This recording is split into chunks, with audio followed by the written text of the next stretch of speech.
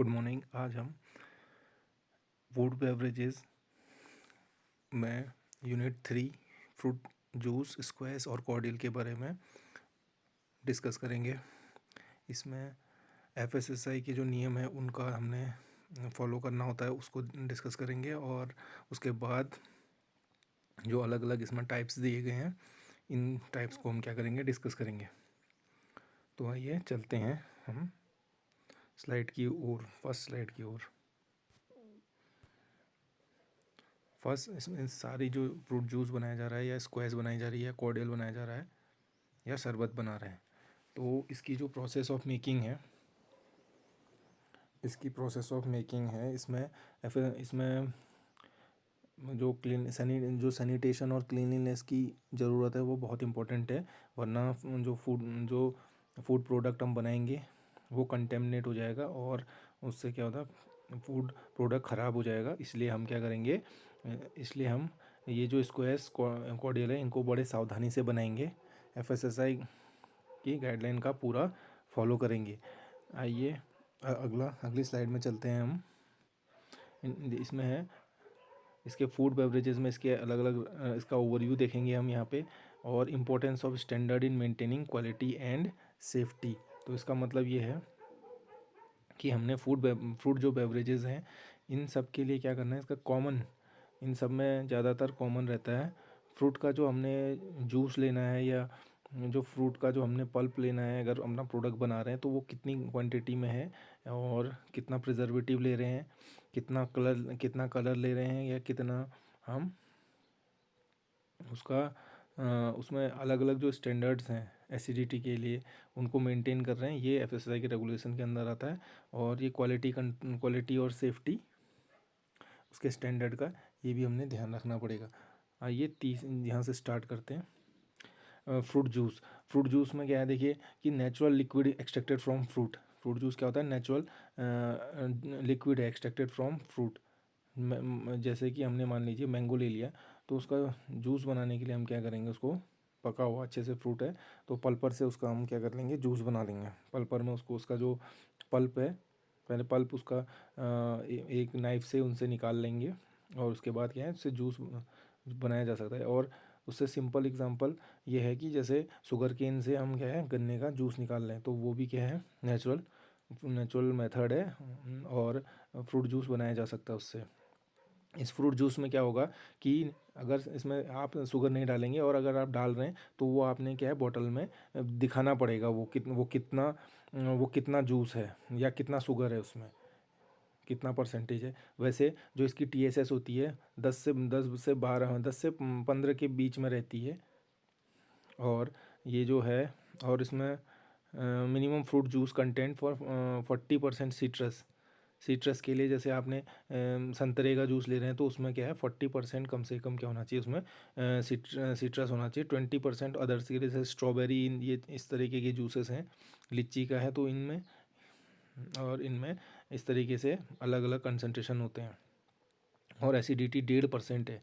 कितनी है, citric acid की कितनी है, 1.5% है पीने के लिए। अगर आप इसी को स्क्वैश में डालेंगे तो 3.5 के आसपास रहती है। 3.5% क्या है, साइट्रिक एसिड डाली जाती है। और अगर ना रेडी टू जैसे जूस पीना है तो उसमें 1.5% के आसपास। हाँ, इसमें नो आर्टिफिशियल कलर अलाउड, इसमें कलर अलाउड नहीं होता, ये ध्यान रखिएगा, ये इम्पोर्टेंट पॉइंट है, इस तरीके से आ सकता है कि कलर्स हम कितना कलर डाल सकते हैं करके, 0.0001 इतना डाला जाता है लगभग। तो इसको हम क्या करेंगे, इसमें कलर्स का ध्यान रखेंगे कि इसमें जो फ्रूट जूस है उसमें हम कलर नहीं डालेंगे बिल्कुल भी। और अब चलते हैं हम अगली स्लाइड में। स्क्वैश में क्या है कि अ कंसनट्रेटेड फ्रूट बेवरेज है डाइल्यूटेड बिफोर कंजप्शन। जो ये स्क्वैश है ये बहुत ज़्यादा मात्रा में, बहुत ज़्यादा इसका मार्केट वैल्यू है। स्क्वैश आपने किसान की बॉटल्स देखी होंगी, किसान का भी वो आता है, इस टाइप से अच्छी सी बॉटल होती है। ये स्क्वैश ख़त्म होने के बाद बच्चे स्कूल में पानी पीने के लिए भी ले जाया करते हैं, हम लोग भी ले जाया करते थे। और इसको स्क्वैश की बोतल जो है, स्क्वैश में क्या होता है कि इसमें पानी मिला के आपने क्या होता है इसमें डाइल्यूट करके, इसको डाइल्यूट करके 3 हिस्सा पानी मिला के भी पिया जाता है। तो और इसकी एसिडिटी कितनी होती है, 3.5% होगी। इसमें कितनी होगी, 3.5% इसकी एसिडिटी है यहाँ पे ये। और इसमें टीएसएस कितना होना चाहिए, 40 डिग्री ब्रिक्स। जबकि हमें कॉलेज में या डिप्लोमा के टाइम पे हमें ये बताया जाता है कि 45%, जब हम लैब में वर्क करते हैं या वो करते हैं तो इंडस्ट्री में करते हैं तो क्या होता है कि 45% में बनवाई जाती है। 45% में जब बनवाई जाएगी, 45 टीएसएस में बनाई जाएगी, तो उससे क्या होगा, ख़राब होने का चांस कम रहता है। लेकिन एफएसएसआई के जो नॉर्म्स है वहाँ 40 है, तो उसको ध्यान रखिएगा। वहाँ 45, अगर 40 दिया हुआ है, 40, 50, 60 और 70 दे रखा है, तो आप क्या करेंगे, 40 में साइन सिंबल लगाएंगे, सही ऑप्शन लगाएंगे, 45 पे नहीं लगाएंगे। तो और इसमें क्या है, टीएसएस, ये भी फ्रूट जूस का कंटेंट। इसमें जो एक दो ये सारे के सारे पॉइंट हैं, इनमें हर एक पॉइंट में एक एक क्वेश्चन जरूर बन सकता है। इसको क्या है, हम ध्यान से देखेंगे। देखिए टीएसएस में, इसमें फ्रूट जूस कितना डालना है, 25% होना चाहिए मिनिमम इसको इसमें। और टोटल सॉल्युबल सॉल्यूट क्या है, मिनिमम 40% है। टीएसएस इसमें जो शुगर की जो आप रिफ्रैक्टोमीटर में इसको क्या करेंगे, चेक करेंगे, तो 40% होनी चाहिए मिनिमम। एसिडिटी 3.5%। प्रिजर्वेटिव, प्रिजर्वेटिव क्या है आपका, इसमें क्या है, सोडियम बेंजोएट। सोडियम बेंजोएट आप इसमें क्या डालेंगे, वो डालेंगे कितना, 600 ppm। इसको इसमें कितना डालेंगे आप, 600 ppm सोडियम बेंजोएट डालेंगे। और वैसे इसको क्या करते हैं हम, जैसे वो डबल लॉकिंग के लिए क्या करते हैं, अगर आप KMS भी डाल रहे हैं तो क्या करेंगे आप, 350 ppm क्या डालेंगे, KMS भी डाल देते हैं, डाल सकते हैं आप इसमें। इसमें 600 ppm सोडियम बेंजोएट लगभग इसका डबल डलता है, ये ध्यान रखेंगे। और हम क्या करते हैं कि जैसे मान लीजिए कुछ, अब मैं आगे जो हमारा सिलेबस है उसको डिस्कस करूँगा, तो उसमें रोडोडेंड्रॉन और जामुन की भी वो बता रखी हैं उसने। तो उस वो क्या होते हैं, वो जो उनमें होते हैं उनमें होते हैं एंथोसाइनिन कलर होते हैं। एंथोसाइनिन कलर क्या होते हैं, जैसे आप उसमें KMS डालेंगे, जैसे आप रोडोडेंड्रॉन या जैसे बुरांस, रोडोडेंड्रॉन मतलब बुरांस की जो फ्लावर्स हैं, और जामुन का जो कलर है वो एंथोसाइनिन कलर है। KMS डालते ही क्या हो जाएगा, वो KMS डालते ही वो एकदम एकदम वो हो जाएगा, उसका कलर हो जाएगा, फेड हो जाएगा, और एकदम वाटर की तरह, पानी की तरह दिखने लगेगा। और इससे क्या होगा कि आपको इसका, इसमें आप क्या करेंगे, या तो सोडियम बेंजोएट से इसको फिर प्रिजर्व करेंगे। अगर अगर उसका जूस आप उसका जूस अगर उसका जूस सेल कर रहे हैं, तो उसका अगर जिस तरीके से मान लीजिए कम स्क्वैश के लिए कोई कंपनी ख़रीद रही है, तो फिर तो आप KMS का यूज़ ना के बराबर करेंगे, या सोडियम। और अगर आप फूड इंडस्ट्री में खुद से यूज़ कर रहे हैं, तो उसमें क्या होगा कि आप उसमें जो आर्टिफिशियल कलर है, आर्टिफिशियल कलर से भी क्या कर सकते हैं, उसका कलर मेंटेन कर सकते हैं। और सोडियम बेंज और जैसे सोडियम बेंजोएट, और अगर आप मान लीजिए सोडियम बेंजोएट से ही रखेंगे, तो क्या हो सकता है कि उसमें इसलिए कंपनीज तो क्या करेंगी, जब फाइनल प्रोडक्ट बनाएंगी तो क्या करेंगे, वो सोडियम उसमें वो नहीं डालेंगी, उसमें KMS भी डालेंगे और सोडियम बेंजोएट भी डालेगी, और क्या होगा फाइन, और उसमें कलर, आर्टिफिशियल कलर मेंटेन करेगी। मान लीजिए वो क्या कर रही है, आपसे ख़रीद रही है पहाड़ों से, मान लीजिए आपसे कोई इंडस्ट्री ख़रीदने आई है, और वो क्या करेगी, तो वो चेक कर लेगी, वो आपसे सैंपल लेगी, और सैंपल लेगी, अगर उसमें आपका जो कलर है, जो आपका कलर है, अगर वो कलर आ रहा है उसमें, जो आपका उसमें कलर आ रहा है, जो उसका अगर मान लीजिए कलर आ रहा है आपके पास, अगर अगर उसमें आप उन्होंने आपसे मान लीजिए इसमें से 50 ml का कोई या 100 ml का उन्होंने क्या ले लिया, एक सैंपल ले लिया। अगर आप उसमें KMS डालेंगे तो क्या होगा, ये ट्रांसपेरेंट हो जाएगा, एकदम पानी की तरह दिखने लगेगा। अगर नहीं दिखेगा तो इसलिए वो समझ जाएंगे कि आपने क्या है, उसको कंटेमिनेट किया है, और उसमें कम पानी डाला हो, उसमें आपने क्या किया, कलर मिलाया हुआ है, और आपने उसकी मिलावट की हुई है। तो उसमें आप उनसे पूछ सकते हैं कि आप उसको किस तरीके से लेना चाहते हैं। तो एक ये चीज़ ध्यान रखिएगा, उसमें वो पॉइंट है। और एक और इससे रिलेटेड मैं आपको वो बताता हूँ, एक फैक्ट और बताता हूँ स्क्वैश से रिलेटेड। देखिए स्क्वैश में क्या होता है, ये तो एक वो है। जैसे स्क्वैश है, स्क्वैश आपने मैंने कहा कि हम 45% किस में बनाते हैं, हम 45 डिग्री ब्रिक्स की बनाएंगे। 45 डिग्री ब्रिक्स की बनाएंगे तो क्या होगा कि इसका ख़राब होने का चांसेस रहता है। ये मैं अपना फैक्ट्री एक्सपीरियंस आपसे शेयर कर रहा हूँ, क्योंकि मैंने ये देखा कि जो 40 डिग्री ब्रिक्स की स्क्वैश थी उसको हम लोग लगभग उसको हम 70 डिग्री ब्रिक्स में के हिसाब से उसको मार्केट में उतारते थे। क्यों? क्योंकि ऐसा होता है, देखिए कि अगर 45 डिग्री के अगर आप स्क्वैश निकालेंगे, अगर 45 की निकालेंगे तो क्या होगा, ये उससे उसमें क्या होगा कि केएमएस और जैसे वो है तो कलर को क्या होगा, कलर फेड होगा और जल्दी उसको मार्केट से वापस लाना पड़ेगा, रीप्रोसेस करना पड़ेगा। और एक और कंडीशन है कि जैसे मान लीजिए जो जीएसटी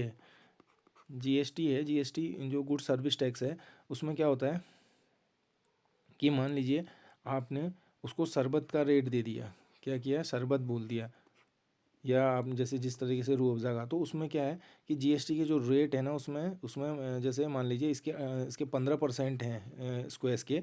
शुगर जितनी आप ज़्यादा बढ़ाएंगे उसमें, तो उसमें 28% के हिसाब से आपको क्या पड़ने लगेगी, जी जो उसमें टैक्स लगेगा 28% के उससे लगेगा। और आपको बनाना क्योंकि शरबत की जो, क्योंकि इंडियन जो कस्टमर है वो क्या चाहता है कि अगर मान लीजिए आपने 45 डिग्री ब्रिक्स की बनाई है तो क्या होगा कि वो पानी मिलाना वो ये उसका उसका ये है, उसको ये पता है कि उसमें उसको ये लगना चाहिए कि ज़्यादा बॉटल्स बननी है।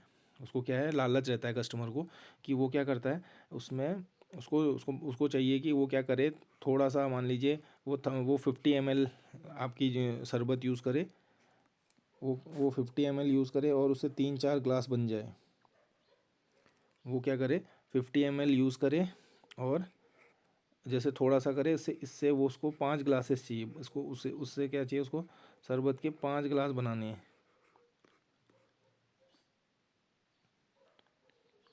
उसको 5 ग्लास बनाने हैं, जबकि आपके इससे अगर आप इसको आप अपना स्क्वैश बनाते हैं तो इससे आपके लगभग ठीक से इसके आपके 3 ग्लास ही बनेंगे। और 3 भी नहीं, अगर आप ज़्यादा ज़्यादा शुगर मीठा पसंद करते हैं, जैसे चिल्ड्रन ज़्यादा करते हैं, तो क्या है उसको वो 2 ही ग्लास बनेंगे उसके। तो इसलिए क्या होगा, उसको उनको ये लगता है कि जैसे ये जल्दी ख़त्म हो जाता है और इसमें कुछ नहीं है, इसलिए वो क्या करते हैं, भले ही वो इसकी जो प्राइस है उसको आगे स्क्वैश की जो प्राइस है वो तो बिज़नेस ओनर के हाथ में है, तो वो क्या प्राइस बढ़ा देते हैं और क्या करते हैं कि उसको गाढ़ापन जिससे ज़्यादा ग्लासेस बन सकें, इसलिए स्क्वैश के हिसाब से बेचते हैं। और वो शरबत नहीं बेचते हैं मार्केट में उनके नाम से, क्यों? क्योंकि उसमें क्या है, ज़्यादा जीएसटी लगती है। इसलिए हम क्या करेंगे, ध्यान रखेंगे। आइए अगली स्लाइड में मैं आपको बताता हूँ। मैं आपसे अगली आगे वाली स्लाइड में एक स्क्वैश का और एक शरबत का प्रिपरेशन डिस्कस करूँगा। कॉर्डियल कॉर्डियल भी आया। देखिए कॉर्डियल क्या है, clear sweetened fruit juice with higher sugar content. क्या होता है, कॉर्डियल भी क्या है मार्केट में अवेलेबल, लेकिन बहुत ज़्यादा तो इसकी मार्केट में ज़्यादा वो डिमांड तो नहीं है, लेकिन फिर भी ये जैसे मान लीजिए सबसे ज़्यादा किसकी है, शरबत की है, जिसमें कम से कम हमारा कितना होता है, 65 डिग्री ब्रिक्स क्या होती है इसकी, टीएसएस होती है। उसके बाद मैंने ये मेरे अनुमान के अनुसार है, तो उसके बाद रहती है हमारी स्क्वैश की डिमांड, और इससे भी ज़्यादा डिमांड रहती है हमारे रेडी टू सर्व है। जैसे जो जूसेस हैं, जैसे फ्रूटी इस तरीके की जो जूसेस हैं, इनमें भी क्या होता है, इनकी भी डिमांड इनसे ज़्यादा होती है। और स्क्वैश की क्या है, इसके बाद स्क्वैश की होती है, इसको हम 40 डिग्री ब्रिक्स के हिसाब से लेते हैं, ये एफएसएसआई के हिसाब से लेते हैं। आरटीएस का तो लगभग 10 डिग्री ब्रिक्स के आसपास रहता है। तो और इसमें क्या रहता है कि हमें फ्रूट जूस का जो है, इसमें जो हाई शुगर, इसमें क्या है, क्लियर रहता है। इसमें क्या रहता है, इसको जैसे हम लीजिए मान लीजिए कॉर्डियल हमने बनाया संतरे के उससे या नींबू के रस से बनाया, तो क्या करेंगे, जब उसका जूस निकालेंगे हम, तो नीचे पल्प रहेगा और यहाँ पल्प आ जाएगा नींबू के जूस का, और ऊपर ट्रांसपेरेंट क्लियर लिक्विड होगा। ये जो ट्रांसपेरेंट क्लियर लिक्विड होगा इसको हम ले लेंगे। इससे क्या होगा, अब हम क्या करेंगे, अब इससे हम शरबत बनाएंगे। तो शरबत बनाने का एक सिंपल सा तरीका क्या है कि हम क्या करते हैं, सबसे पहले हम क्या ले लेते हैं, शुगर सॉल्यूशन बनाएंगे। क्या बनाएंगे, शुगर सॉल्यूशन बनाएंगे। शुगर सॉल्यूशन बनाएंगे तो और वो कितने डिग्री, और जब भी शुगर सॉल्यूशन बनाया जाता है उसमें पानी डाल के आप बाद में उसको सेट कर सकते हैं, नीचे ले आ सकते हैं। तो जो बनती है वो 75 से 75 डिग्री ब्रिक्स से 80 डिग्री ब्रिक्स के बीच में बनती है। उसमें हम क्या डाल देंगे, साइट्रिक एसिड भी डाल देंगे क्योंकि क्रिस्टल ना बने। इसमें हम साइट्रिक एसिड डाल देंगे और क्या होगा, इससे क्रिस्टल नहीं बनेंगे। तो हम क्या करेंगे, बाद में हमने इसके इसके इसके ड्रम्स तैयार कर लिए। हमने इसके ड्रम्स क्या कर लिए, इसके ड्रम तैयार कर लेंगे, इतने ये शुगर सॉल्यूशन की चाशनी बना के रख लेंगे। तो अब हम क्या करेंगे, हमने चाशनी बना के रख ली। तो उसके बाद क्या किया जाता है, चाशनी के बाद क्या किया जाएगा, अब हम क्या करेंगे, उसको इस शुगर सॉल्यूशन को ठंडा करके ठंडा होने देंगे। और एक क्या होगा, एक मिक्सिंग टैंक होगा हमारे पास, बड़ा सा क्या होता है, एक मिक्सिंग टैंक होता है। मिक्सिंग टैंक होता है, इसमें क्या करते हैं, सारी की सारी इसमें से शुगर सॉल्यूशन इसमें क्या करेंगे, इसमें डाल देंगे, शुगर सॉल्यूशन डाल देंगे। फिर उसके बाद क्या करेंगे हम, जैसे हमने क्या बनाना है, ये यहाँ पे कॉर्डियल बनाना है। तो हम क्या करेंगे, जो इसमें से हमने छाना हुआ जूस लिया था उस जूस को इसमें क्या कर देंगे, डाल देंगे। इसको जूस डालेंगे और उसकी TSS जूस डालेंगे। और क्या करेंगे, जो स्टरलाइज्ड मतलब उबाला हुआ साफ़ क्लीन पानी है उसको डाल के हम तब तक चेक करेंगे जब तक क्या है कि 30% ना रह जाए। कितना ना, 30% इसकी ब्रिक्स आने लगे तब तक हम क्या करेंगे, इसमें पानी मिलाएंगे। वो स्टरलाइट वो उबला हुआ एकदम साफ़ पानी होता है, RO वाला वाटर यूज़ किया जाता है क्योंकि उससे कंटेमिनेशन का खतरा नहीं रहेगा फिर। तो हमने क्या किया, इसमें इसमें हमने इसको 30 डिग्री ब्रिक्स तक बना लिया। तो अब क्या करें, अगला काम क्या होगा हमारा कि इसमें इसमें हम क्या करेंगे, उसके हिसाब से जैसे हमने कलर डालना है। कलर, अब हमने कलर कौन सा, जैसे लेमन, ये लेमन का बन रहा है तो क्या करेंगे हम, टाट्रा टाट्राजीन कलर क्या करेंगे हम डालेंगे। टाट्राजीन कलर का किस तरीके से दिखता है, येलो इस कलर दिखता है उसका, कैसा दिखता है, येलो, जैसे नींबू के पके हुए नींबू के छिलके होते हैं इस तरीके से आपका क्या होगा, इस तरीके का आपका लगभग इस तरीके का कलर आता है। तो इसको डाल के हम क्या करेंगे, इसमें थोड़ा सा ग्रीन कलर डाल के, इसमें क्या डालेंगे हम, थोड़ा सा ग्रीन कलर डाल के हम क्या करेंगे, इसको एडजस्ट करेंगे, प्लस क्या करेंगे, ग्रीन कलर डालेंगे। तो उससे इसमें ग्रीन कलर मिला के इसमें हम डालेंगे, इससे कलर हमारा एडजस्ट होगा। कलर एडजस्ट होने के बाद हम क्या करेंगे, इसको एसिडिटी के लिए क्या करेंगे, इसमें 3.5% के हिसाब से क्या डालेंगे, साइट्रिक एसिड डालेंगे। इसमें साइट्रिक एसिड भी डल गया। अब हम क्या करेंगे कि इससे रिलेटेड क्या है, जो फ्लेवर्स हैं, मान लीजिए हमने क्या करना है, फ्लेवर्स है, फ्लेवर डालेंगे, फ्लेवर या एसेंस डालेंगे, क्या डालेंगे, खुशबू डालेंगे। अब इससे ज़्यादा एक और चीज़ जो डलेगी वो क्या डलेगी, इसमें एक जलती है मिस्ट डलेगी। मिस्ट में क्या होता है, मिस्ट का क्या फंक्शन होता है, मान लीजिए मिस्ट में आपने इसमें क्या एक वो क्या डालती है, एक एक ढक्कन डलती है बस, ज़्यादा नहीं डलती, ज़्यादा डालेंगे तो कड़वा हो जाता है। और ये फ्लेवर भी क्या है, फ्लेवर और एसेंसेस भी क्या होती हैं, ये एक एक ढक्कन, दो ढक्कन, मतलब आप 1000 लीटर बना रहे हैं, 1000 लीटर में ये 2 से 3 मतलब ये मान के चलिए 3-4 ढक्कन डलती हैं।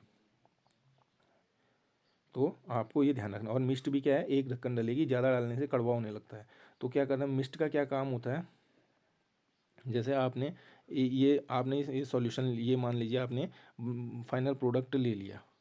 तो यहाँ पर क्या होगा, कलर आके एकदम पीला, एकदम ये जैसे ये इस तरीके से इसका इस बॉटल इस ग्लास में ये पीले पीले कलर की वो दिखेगी कि आपकी कॉर्डियल दिखने लगेगी।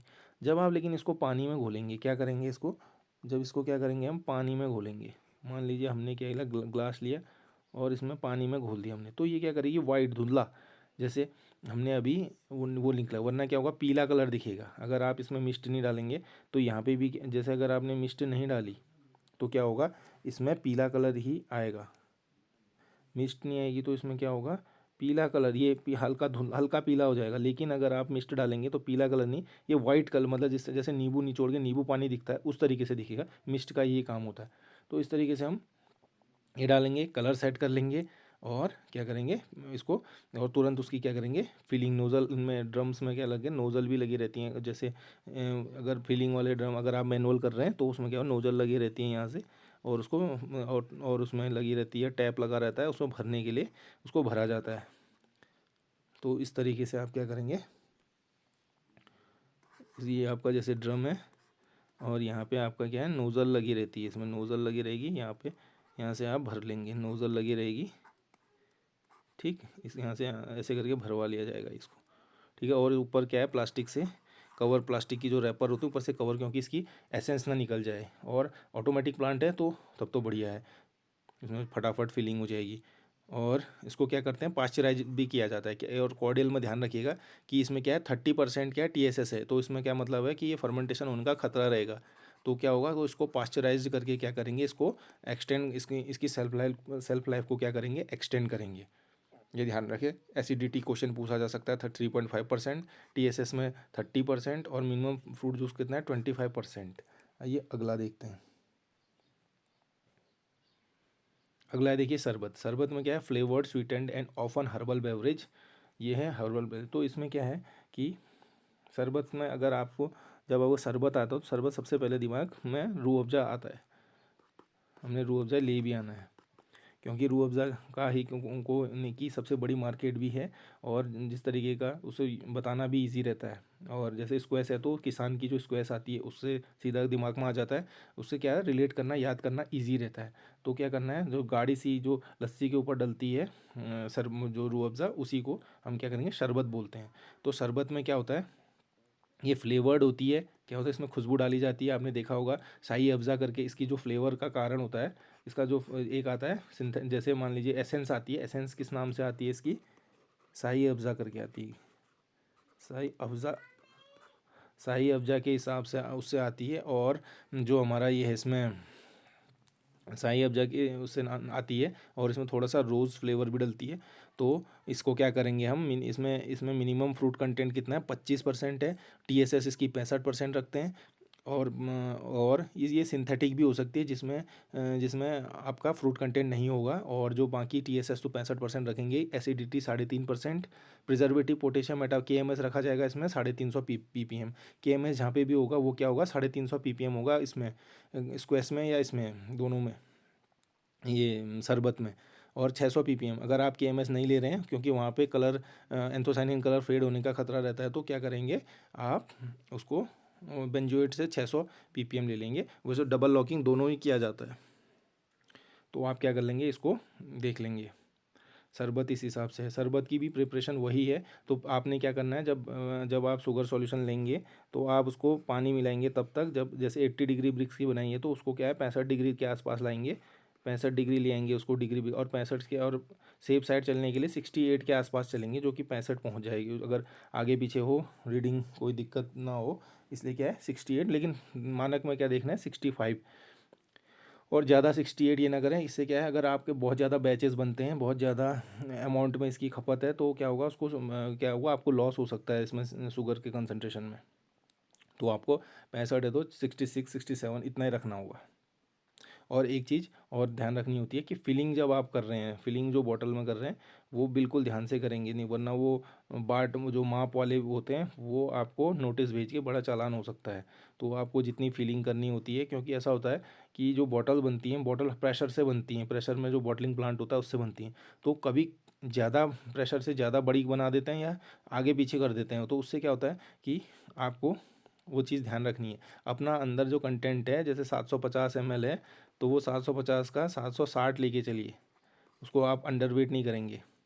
अंडरवेट करेंगे तो चालान होने का बहुत ज़्यादा खतरा होता है, तो इसलिए ऐसे काम नहीं करने जिससे दिक्कत आ जाए। आपने कहा 750 ml की बोतल है, आप 700 हेड स्पेस दे के आप क्या कर रहे हैं 700 ही भर रहे हैं, तो उससे क्या हो जाएगा दिक्कत होने लगेगी और चालान होने का खतरा है। क्योंकि आपने इस छोटे छोटे 50 ml से आप क्या मान लीजिए आपने 10,000 बोतल बनाई है, तो उससे बहुत ज़्यादा वो होता है और वो पनिशेबल ऑफेंस है। इसको ध्यान रखेंगे। 65% ये 3.5% ये हो गया। और पोटेशियम मेटाबाइसल्फाइड का क्या है प्रिजर्वेटिव पोटेशियम मेटाबाइसल अप टू, इसमें कितना KMS कब तक कितना डलना है 350 ppm डलना है। इस तरीके से हम क्या करेंगे शरबत भी ध्यान में रखेंगे। सातवां देखिए, सातवां परमिटेड प्रेजर्वेटिव। परमिटेड प्रेजर्वेटिव इनमें कौन कौन से हमारे, सोडियम बेंजोएट है, इसको क्या करना है, स्क्वैश में कॉर्डियल में डलता है ये सोडियम बेंजोएट, इसको क्या 600 ppm। पोटेशियम मेटाबॉल्स अप टू 350 ppm किसमें, शरबत में। और ये सल्फर डाइऑक्साइड तो आपका क्या KMS से ही जो गैस निकलती है, मेटाबाइसल्फाइड है ना KMS से, तो आपका आपका इसमें सल्फर डाइऑक्साइड 100 ppm। सिट्रस में अगर आपने जूसेस में ये है तो इसमें 100 ppm के आसपास रहती है। इसमें क्या है, शरबत में रहती है वो 350। तो ये है एक ही चीज, इसी से क्या है सल्फर डाइऑक्साइड रिलीज होती है इसमें फूड प्रोडक्ट में। तो ध्यान रखें कि सिट्रस वाला जूस जो होगा उसमें 100 ppm के आसपास रहता है जूसेस में, सिट्रस के जूसेस में। और अगला देखिए प्रिमेटेड वाले के बाद है आठवां, देखिए पास्चराइजेशन एंड कार्बोनेशन। ये भी टॉपिक, ये हमारे जो सिलेबस में है, सिलेबस के टॉपिक के हिसाब से डिस्कस हो रहा है। पास्चराइजेशन में मैंने heat treatment for microbial safety, heat का ट्रीटमेंट करते हैं। पास्चराइजेशन पहले भी एक्सप्लेन कर दिया गया है, HTH वो low temperature for HTLT high temperature short, HTST का मतलब है हाई टेम्परेचर शॉर्ट टाइम। और इस तरीके से क्या है दो, और UHT भी होता है, अल्ट्रा हाई टेम्परेचर भी यूज़ होता है। तो उसमें क्या है लगभग एक होता है आपका लो वाला होता है 63 में, और ये होता है आपका 72 में, और ये हो जाता है आपका 135 पे। इसको जोड़ेंगे आप, देखिए 3 2 5 6 6 12 13, तो ये हो जाएगा आपका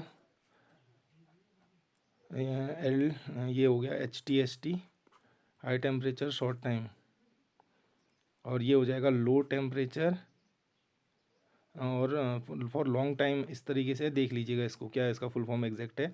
और UHT अल्ट्रा हाई टेम्परेचर, तो ये 135 डिग्री पे है सेल्सियस पे, ये 63 पे है, और ये 72 पे। ये तीनों टेम्परेचर आपको याद होने चाहिए। और UHT का टाइम क्या होता है 15 सेकेंड, ये सेकेंड्स में होता है, ठीक है। लो टेम्परेचर लॉन्ग टाइम ये, और हाई टेम्परेचर शॉर्ट टाइम में, इसमें क्या होता है सेकेंड्स में होता है। नहीं इसका इसका कुछ वो उसमें होता है, इसका जैसे इसका तो सेकेंड्स में है ना, इसका सेकेंड में है, तो ये क्या होगा, ये वाला आपका, ये ऊपर वाला तो मिनट्स में होता है, ये 2-3 मिनट का, ये इसका भी कम होता है, टाइम भी देख लेंगे आप। तो मैंने इसकी ट्रिक भी बना के शॉर्ट्स में अपलोड कर रखी है, आप इसको देख लेंगे, एग्जैक्टली देख लेंगे कि आखिर कितना है। मैं वो उसको बनाया हुआ है शॉर्ट्स में, आप देख लीजिए। और अगला क्या है carbonation, enhances preservation and taste. इसमें क्या है कि आपने क्या है CO2 गैस जो आप बनाए डालेंगे उसमें, जैसे आपने जैसे जो कार्बोनेटेड ड्रिंक्स होती हैं, तो उसमें क्या होता है कार्बोनेटेड ड्रिंक्स में आपका ये डाला जाता है, उससे क्या होता है प्रिजर्वेशन बढ़ जाता है। जैसे आपने cold drink, Pepsi cold drink, और जैसे पेप्सी कोका कोला ये चीज़ें पी होंगी, तो उससे क्या है प्रिजर्वेशन बढ़ जाता है, उसका क्या है CO2 का कंसनट्रेशन क्या हो जाता है, CO2 से क्या हो जाता है प्रिजर्वेशन। और जो फूड ग्रेड CO2 है उसको FSI ने अलाउ किया है कि आप यूज़ कर सकते हैं, और उससे क्या है प्रोडक्ट की शेल्फ लाइफ बढ़ती है, उससे प्रोडक्ट की क्या बढ़ती है, सेल्फ लाइफ बढ़ेगी, और इसको हम यूज़ कर सकते हैं।